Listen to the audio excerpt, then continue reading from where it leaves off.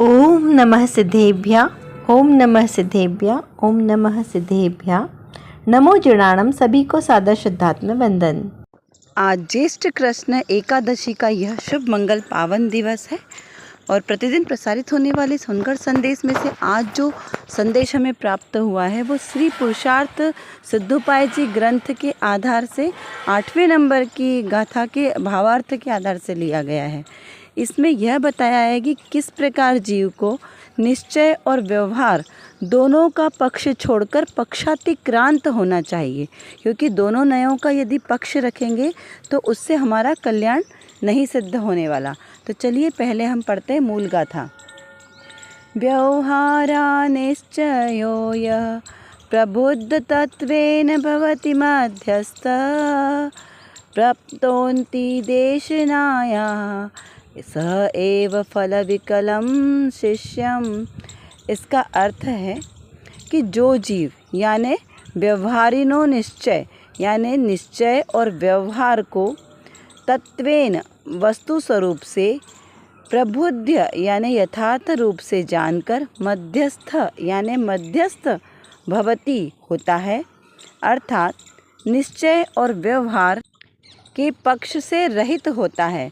स यानी वह, एव यानी ही, शिष्य यानी शिष्य, देशनाया यानी उपदेश का, अविकलम यानी संपूर्ण, फलम यानी फल को प्राप्त करता है। यहाँ पर इसके भावार्थ में लिखा है, उत्तम श्रोता का लक्षण। यदि तू जिन मत में प्रवर्तन करता है तो व्यवहार और निश्चय को छोड़। यदि निश्चय का पक्षपाती होकर व्यवहार को छोड़ेगा तो रत्नत्रय रूप धर्म तीर्थ का अभाव होगा, और यदि व्यवहार का पक्षपाती होकर निश्चय को छोड़ेगा तो शुद्ध तत्व स्वरूप अनुभव नहीं होगा। अतः पहले व्यवहार निश्चय को भले प्रकार से जानकर पश्चात यथा योग्य इसका अंगीकार करना, पक्षपात नहीं करना, यही उत्तम श्रोता का लक्षण है। देखिए यहाँ पर क्या बताया, उत्तम श्रोता के लक्षण को बताते हुए यहाँ पर आचार्य देव कहते हैं कि यहाँ पर किसी भी एक पक्ष को ग्रहण नहीं करना। क्यों यहाँ पक्ष की बात क्यों चल रही है? पक्ष और पक्षातिक्रांत दो शब्द यहाँ पर आ रहे हैं, है ना। कौन कौन से आ रहे हैं? पक्ष और पक्षातिक्रांत। पक्ष यानी आप किसी एक की साइड है, दो पार्टियां हैं तो आप किसी एक के साइड है और एक के साइड नहीं है। दो पार्टियां कौन कौन सी है यहाँ पर? निश्चय और व्यवहार, ये दो पार्टियां। तो कभी कोई बोले कि हम निश्चय की साइड है और कोई व्यवहार का साइड ले, है ना, कि उसको व्यवहार का कार्य अच्छा लगता है। व्यवहार में क्या आया? दया दान पूजा पाठ आदि, अपनी आत्मा को छोड़कर बाकी सारी क्रिया करना, वो क्या कहलाती है? व्यवहार। तो किसी को आत्मा अच्छा नहीं लगता और बाकी सब कार्य करना उसको अच्छा लगता है। तो यहाँ पर कहा कि नहीं, अगर ऐसा भी करोगे तो तुम्हें मोक्ष मार्ग नहीं प्राप्त होगा। तो फिर क्या करें? तो बोले नहीं, इससे मोक्ष मार्ग प्राप्त नहीं होगा। तो मोक्ष मार्ग किससे प्राप्त होगा? आत्मा को जानने से होगा ना। तो हमें तो आत्मा पसंद है, हमें तो आप 24 घंटे सिर्फ आत्मा के ही गीत गाने का बोलो तो हमें तो वही अच्छा लगता है। तो वो जीव क्या करता है? वो सिर्फ आत्मा आत्मा आत्मा को ही ध्याता है, एकमात्र आत्मा को ध्याता है। तो वो निश्चय की पार्टी में चला गया। तो यहाँ पर कहा कि इस प्रकार से यदि कोई जीव निश्चय का पक्षपाती हो जाए और व्यवहार को लोप ही कर दे, व्यवहार को कुछ माने ही नहीं कि नहीं हमें तो व्यवहार चाहिए ही नहीं, हमें तो सिर्फ निश्चय ही करना है, तो ऐसे कोई जीव पक्षातिक्रांत हो जाए, पक्षधर हो जाए, तो वो जीव का भी कल्याण नहीं होगा। तो यहाँ पर क्या कहा कि आपको पक्षातिक्रांत होना पड़ेगा, यानी आपको निश्चय और व्यवहार दोनों की साइड को छोड़ना पड़ेगा। और दोनों के साइड छोड़ के क्या करना है? आपको एकमात्र अपनी आत्मा को ध्यान है। वो निश्चय वाली आत्मा की बात यहाँ पे नहीं चल रही। यहाँ पे कौन सी बात चल रही? एकमात्र जो नयों से तीत, नयातीत आता जिसमें नए नहीं लगते, ऐसी आत्मा की बात चल रही है। तो बोले ऐसी भी कोई वस्तु है क्या जो नए नहीं? पहले तो हमने कहा कि नए के बिना कुछ भी जानना संभव नहीं है। क्यों? क्योंकि समस्त जैनागम नयों की भाषा में निबद्ध है। तो नए के बिना हमें कोई भी वस्तु को समझना शक्य नहीं है। कोई निश्चय की भाषा में कहा गया होगा तो कोई व्यवहार की भाषा में कहा गया होगा। तो नए का मतलब क्या? कि किसी वस्तु के स्वरूप को, कि किसी एक पक्ष को बताना, ज्ञाता के अभिप्राय को बताना नय है। बहुत सारी डेफिनेशन है, अभी हम उसमें नहीं जाएंगे। अभी हमको बिल्कुल सरल तरीके से समझना है कि किसी वस्तु को किसी अपेक्षा से बताना वो कहलाता है नय। तो वो निश्चय, अगर किसी वस्तु का यथार्थ स्वरूप है उसको उस रूप से बताना निश्चय, और उसको उपचार से बताना वो व्यवहार। व्यवहार यानी झूठा, निश्चय यानी सच्चा। जैसे किसी का नाम रामचंद्र है, तो हमने उसको क्या बताया कि ये रामचंद्र है, ठीक है।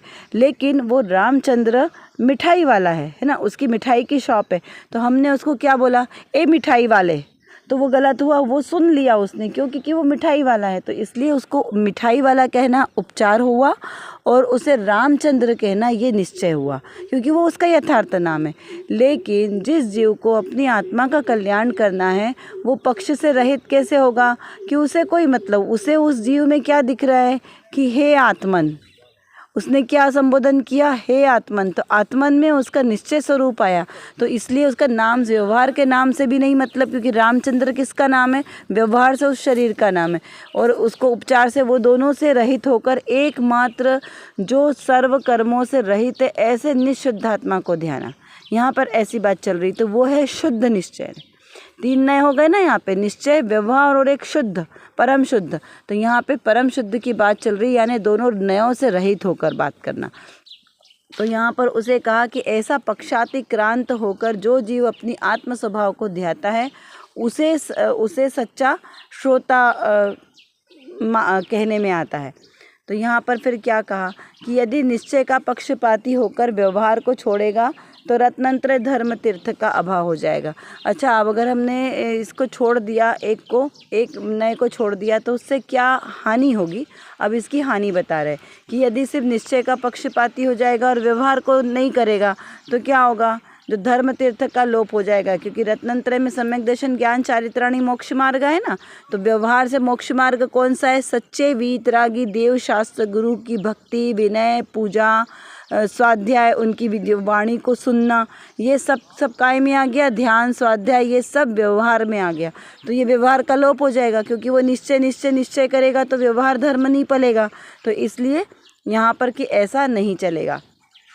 और यदि वह व्यवहार का पक्षपाती होकर निश्चय को छोड़ देगा तो क्या होगा, शुद्ध तत्व जो स्वरूप है अपना, उसका अनुभव नहीं होगा, क्योंकि वो पूजा पाठ दया दान आदि में ही लगा रहेगा, उसी में उसने धर्म मान लिया कि बस ये इतना कर लिया तो धर्म हो गया। तो इस प्रकार से भी उसको अपने आत्म स्वरूप का ख्याल नहीं आएगा, है ना। तो इसलिए यहाँ पर यह बताया कि इस प्रकार यदि दोनों का पक्षपाती रहेगा, कोई एक ही क्रिया में उन्मत्त रहेगा, तो वहाँ पर उसको अपने स्वरूप का ख्याल नहीं आएगा। तो बोले फिर क्या करें, इन दोनों को छोड़ दें। तो यहाँ छोड़ने की बात से ऐसा नहीं कि कुछ आपको किसी का छोड़ना है, यहाँ छोड़ने से का अर्थ ये निकलता है कि आपको उसे ध्यान नहीं देना है। क्रियाएं तो फिर भी करनी है आपको, व्यवहार में आपकी पूजा पाठ दया दान भक्ति आदि ये सब यथावत चलेगी, निश्चय स्वरूप का भी होगा, ज्ञान होगा, लेकिन उनके प्रति दृष्टि नहीं होगी। अब यदि आपको ध्यान में मन लग रहा है और आप एकमात्र अपनी आत्मा के चिंतन में आप स्थिर हो गए हैं, तो फिर आपको उस समय पूजा पाठ दया दान आदि की कोई ज़रूरत नहीं है। वो आपको ये विकल्प नहीं करना कि अरे अभिषेक का समय हो गया तो हमें अभिषेक में जाना है, स्वाध्याय का समय हो गया तो हमें स्वाध्याय करने जाना है, अरे आज हमको मंदिर के दर्शन करने जाना है, कोई विकल्प नहीं। एकदम निर्विकल्प होकर अपने आत्म स्वरूप में स्थिर हो जाओ, जम जाओ, रम जाओ। तो जब हम आत्म स्वरूप में जम रहे रम रहे हैं, तब उस समय हमें ये सारी क्रियाएं गौण हो जाती। जो गौण यानी कि वो उस समय छूट, उसकी उस समय आपको ये सब का विकल्प नहीं करना है, एकमात्र निर्विकल्प आत्मा की अनुभूति करनी है। लेकिन जब उपयोग आपका आत्मस्वरूप में स्थिर नहीं होता है, तब आपको ये सारी क्रियाओं में प्रवृत्ति करना है, क्योंकि जीव कहीं ना कहीं तो जाएगा ना कोई तो क्रिया करेगा, खाली तो बैठेगा नहीं। तो यहाँ पर उस जीव की बात चल रही है कि जब तक आत्मा में आपका ध्यान लग रहा है, स्थिरता हो रही है, तब तक अपने आत्मस्वरूप में स्थिर रहें। और जब आत्मस्वरूप में स्थिर नहीं रह सकते हैं तो बाहर के जो व्यवहार धर्म है उसका पालन करें। इस प्रकार इसको अर्थ इसका यहाँ पर समझना कि वही सच्चा श्रोता है जो अपने आत्मस्वरूप को ध्याता है। क्यों?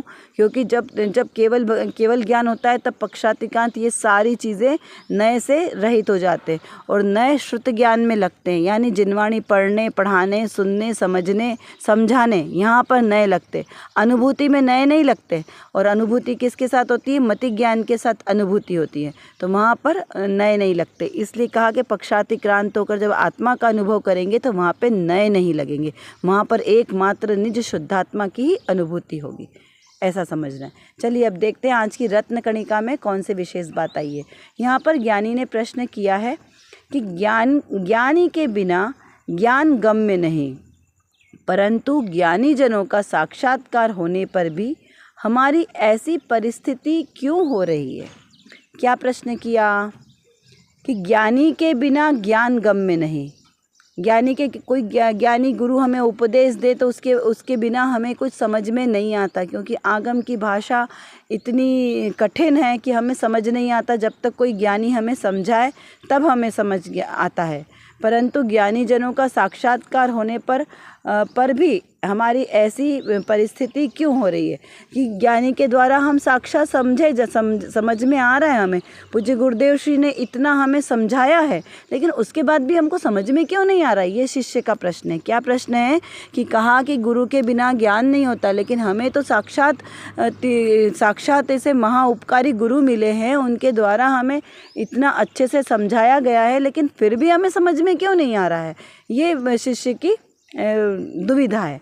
तो उसका समाधान करते हुए यहाँ पर बहनश्री बहन की तत्व चर्चा में आता है कि स्वयं ने गुरु को तथा भगवान को नहीं पहचाना, उन्हें बाहर से पहचाना किंतु अंतर से नहीं पहचाना।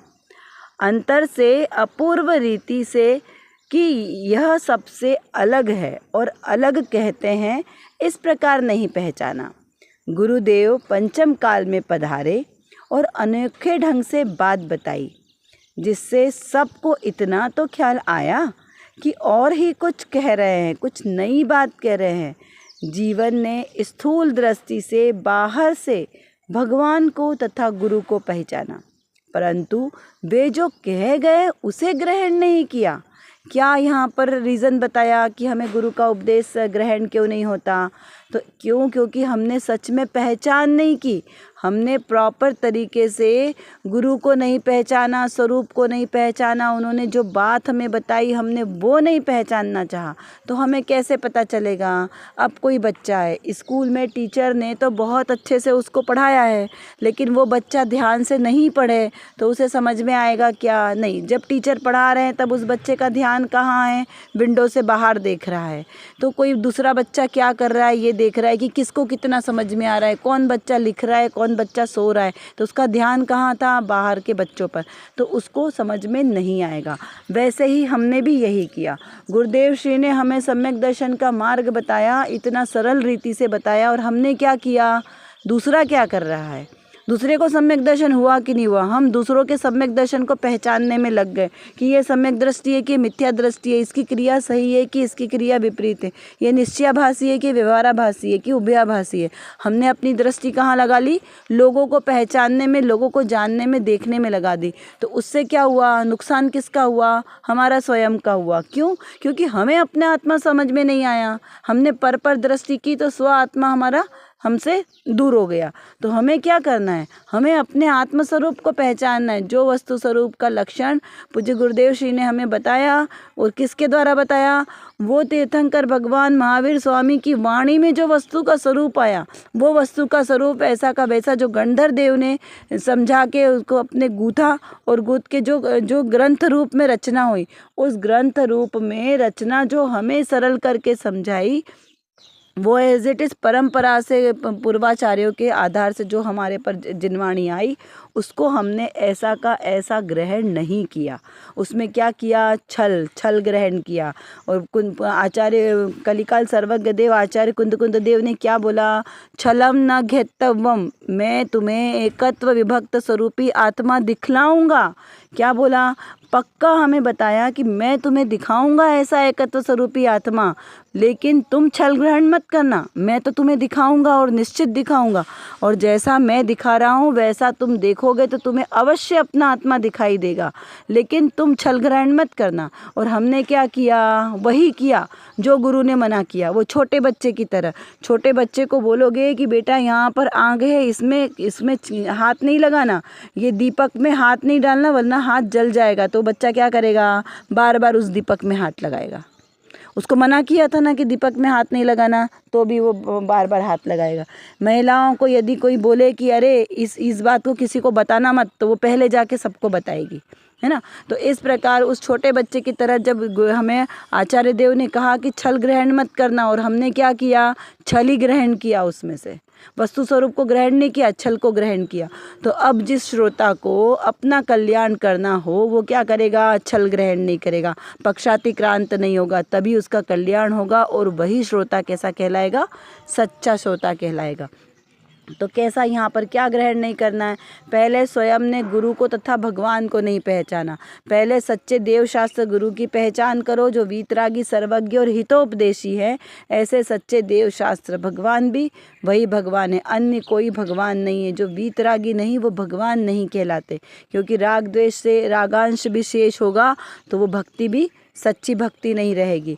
इसीलिए यहाँ पर वीतरागी होना आवश्यक है।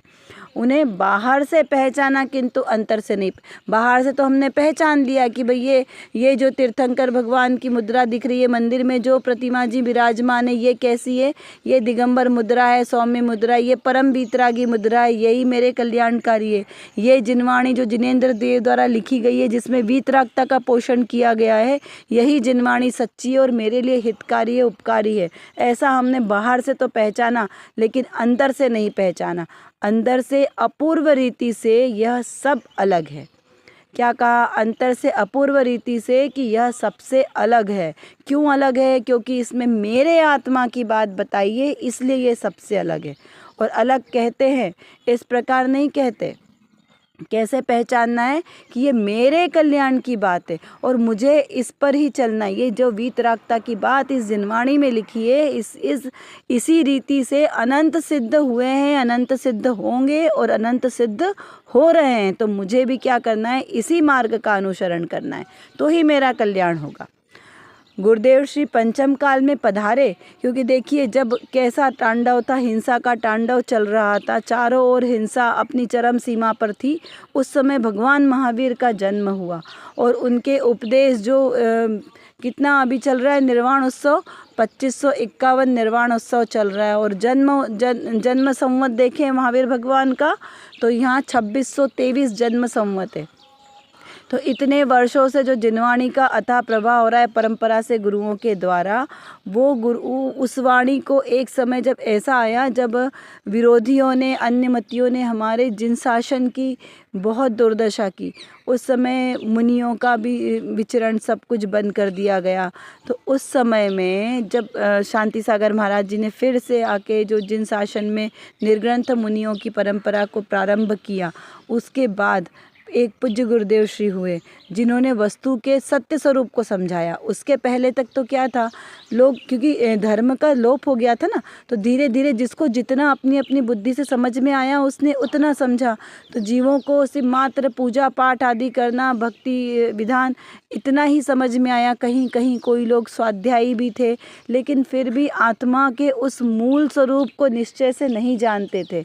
जब पूज्य गुरुदेव श्री ने अपने विचक्षण ज्ञान से जाना और वस्तु का स्वरूप समझाया, तब सबको ये समझ में आया कि अरे ये तो कुछ अलग ही बात है। क्योंकि गाड़ी पेट्रोल से नहीं चलती, गाड़ी अपनी क्रियावती शक्ति से चलती है। बाई रोटी नहीं बनाती, तो सबको एकदम से ऐसा लगा कि ये तो कुछ नई बात बता रहे, ये तो हमने अभी तक नहीं सुनी कि बाई रोटी नहीं बनाती, गाड़ी पेट्रोल से नहीं चलती, तो क्या पानी से चलती है? पानी से भी नहीं चलती, तो गाड़ी चलती कैसे है? तो ये सारी चीज़ें एक चर्चा का विषय बन गई थी। तो वहाँ पर क्या है कि गाड़ी चलेगी, ऐसा नहीं कि पेट्रोल नहीं डालोगे तो गाड़ी चल जाएगी। गाड़ी में पेट्रोल तो डालना पड़ेगा, पेट्रोल की जगह काम करेगा, गाड़ी का काम करेगी। यहाँ पर निश्चय और व्यवहार हम भी सभी जीव, पूरे विश्व के जीव निश्चय और व्यवहार की भाषा में ही बात करते हैं, लेकिन उसके तथ्य को नहीं समझते। हम भी कैसे बोलते हैं, ए ऑटो वाले, ए सब्जी वाले, तो ये क्या है, ये व्यवहार की भाषा है। लेकिन सारे जीव समझ जाते हैं ना, तो लौकिक में तो हम बहुत पारंगत है। और यही बात जब आत्मा को समझने के लिए आती है, तब हमारी वहाँ पे बुद्धि काम नहीं करती, वहाँ हमें तर्क वितर्क करना पड़ता है। क्यों? क्योंकि हमें अपने वस्तु को, स्वरूप को नहीं जानना है ना, इसलिए हम वहाँ पे इतना तर्क वितर्क करते हैं। जबकि निश्चय और व्यवहार हमें अच्छी तरीके से पता है कि निश्चय छोड़ने लायक है, व्यवहार समझने के लिए कार्यकारी है, तो समझने वाला समझ जाता है। यही बात हमें, जैसे व्यवहार में हम चतुर है, वही हमें निश्चय में चतुर होना है। क्या कहा? जैसे व्यवहार में चतुर है, वैसा हमें निश्चय में चतुर होना है, तो हमारी यहाँ पे चतुराई कार्यकारी है, वरना ये चतुराई हमारी किसी प्रकार से कार्यकारी नहीं है। इस प्रकार समझना है। फिर यहाँ कहा कि जिसने सबको इतना तो ख्याल आया कि वे कुछ और ही कह रहे हैं। तो कुछ जीवों को ये बात समझ में आई और उन्होंने समझने का प्रयास करा कि जीव ने स्थूल दृष्टि से बाहर से भगवान को देखा, अंतर से भगवान आत्मा को नहीं जाना पहचाना। तो अब हमें क्या करना है? अपनी आत्मदृष्टि अंतर सम्मुख करके अपने आत्म स्वरूप को जानना पहचानना है। क्योंकि आत्म स्वरूप को जानेंगे, पहचानेंगे, तो हमें अपना आत्मा दिखाई देगा और अपना आत्मा, हमें भगवत स्वरूप जो आत्मा है वो हमें समझ में आएगा। तो इस प्रकार से यहाँ पर इसके आज के जो रत्न कणिका का अर्थ निकलता है। तो अब हमें पहला कार्य क्या करना है? अपने आत्मस्वरूप को सही रीति से जानना है। सच्चा उपदेश गुरु ने हमें क्या सिखाया, क्या बताया, उस वस्तु स्वरूप को यथार्थ समझना है कि मैं कौन, तो मैं आत्मा। मैं कैसा हूँ? तो मात्र ज्ञाता दृष्टा स्वभावी हूँ, मात्र जानने देखने वाला हूँ। अन्य कोई कार्य करना मेरा कार्य नहीं है। इस प्रकार से हमें निर्णय करना है। चलिए अब कुछ प्रश्नों के माध्यम से हम चिंतन धारा को बढ़ाएंगे। विचार करें कि प्रक्षातिक्रांत का क्या अर्थ है।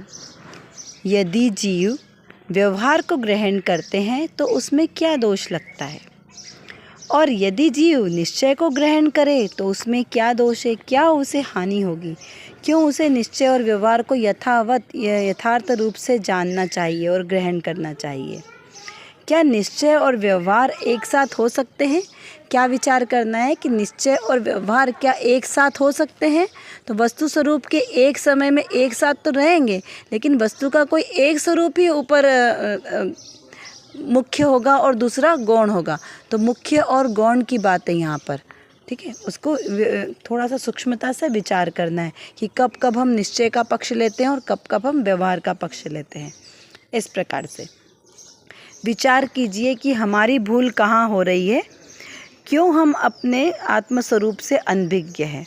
क्या विचार करना है? हमें अपनी भूल देखनी है, दूसरों की भूलें नहीं ढूंढनी है। हम क्या करते हैं, दूसरों की भूल ढूंढने लग जाते हैं कि इसके पंच महाव्रत पल रहे हैं कि नहीं पल रहे हैं, इसके 28 मूल गुण पल रहे हैं कि नहीं पल रहे हैं, ये सच्चा ज्ञानी है कि नहीं है, ये गद्दी पर बैठकर इतना प्रवचन देते हैं और इनके जीवन में तो कोई अभी तक क्रिया दिखाई नहीं देती। ये सारी चीज़ें देखना हमारा कार्य नहीं है, है ना तो विद्वानों की आपको गलतियाँ ढूंढना है, विदुषी विद्वानों की, और ना ही किसी और की भी।